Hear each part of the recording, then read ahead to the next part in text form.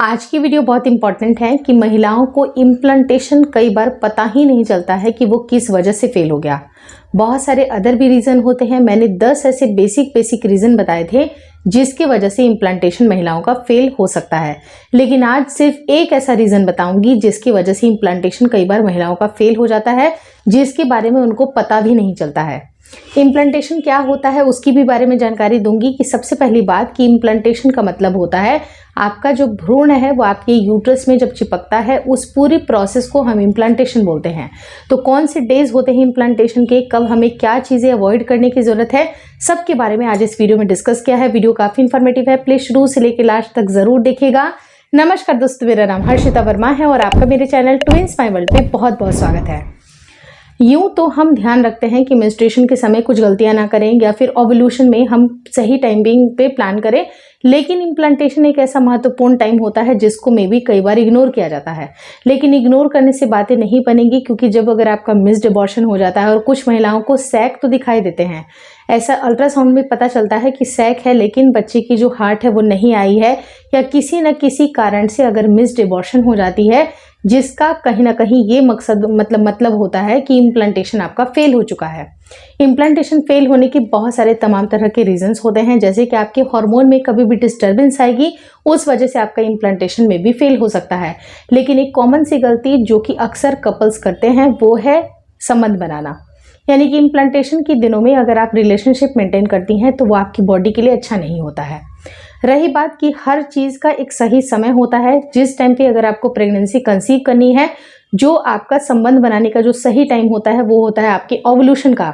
उसको आपको बिल्कुल भी स्किप नहीं करना है, सिर्फ और सिर्फ ओव्यूलेशन के ऊपर आपको फोकस रखना है कि किस दिन से किस दिन आपका ओव्यूलेशन हो सकता है। यानी कि अपनी मेंस्ट्रुएशन साइकिल के हिसाब से, अगर मान लीजिए कि आपके 28 दिन की, 30 दिन की, 35 दिन की, 40 दिन की किस हिसाब से आपके पीरियड्स आ रहे हैं, उस हिसाब से आप अपने ओव्यूलेशन को ट्रैक करेंगे, क्योंकि ओव्यूलेशन को ट्रैक करना बहुत ही सही चीज़ होती है। उससे आपकी फर्टाइल विंडो का पता चलता है, और उन्हीं फर्टाइल विंडो में अगर आप संपर्क में रहती हैं तो आपकी प्रेग्नेंट होने के चांसेस बनते हैं।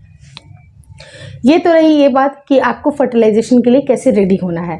लेकिन फर्टिलाइजेशन का जो काम होता है 1 हफ्ते के बाद, अगर हम लोग इम्प्लांटेशन फेज की बात की जाए तो वो बेसिकली अगर नॉर्मल केसेस हैं 28 से 30 दिन की अगर आपकी पीरियड साइकिल चल रही है तो उस केस में आप मान लीजिए कि आपका जैसे ही 20वां दिन होता है, 20वें दिन के बाद से आपका इम्प्लांटेशन का फेज शुरू होता है, और जब तक कि आपका जो पीरियड डेट है वो नहीं आ जाता है। यानी कि अगर मान लीजिए कि एक महिला का 30 तारीख को पीरियड आने वाला है तो ये कंप्लीट जो 10 दिन है, पीछे के 10 दिन है, वो उस समय आपकी बॉडी में इम्प्लांटेशन हो रहे होंगे। इम्प्लांटेशन का मतलब है कि आपका जो भ्रूण है वो आपके गर्भाशय पे चिपक रहा है, और उस टाइम पे कुछ ऐसे टिश्यूज होते हैं जो वहां पर थोड़े से रप्चर होते हैं, वहां पर आपके जो थोड़ा सा गड्ढा बनता है, और वहां पर आपका जो फीटस है, जो ब्लास्टोसिस्ट है, वो आरोपित हो जाता है। उसके बाद से आपका बच्चा फीटस के रूप में बनना शुरू होता है, और उसके बाद आपकी प्रेगनेंसी आगे कंटिन्यू होती है।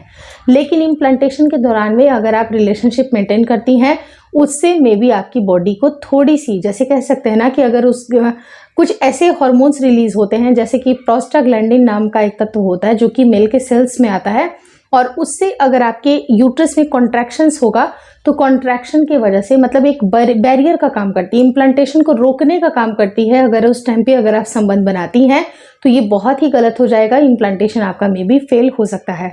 और जान करके आपको आश्चर्य होगा कि 40% जो चांसेस होते हैं इम्प्लांटेशन के, कम इसी वजह से हो जाते हैं। तो आपको कम से कम इन ड्यूरेशन में थोड़ा सा अवॉइड करने की ज़रूरत है।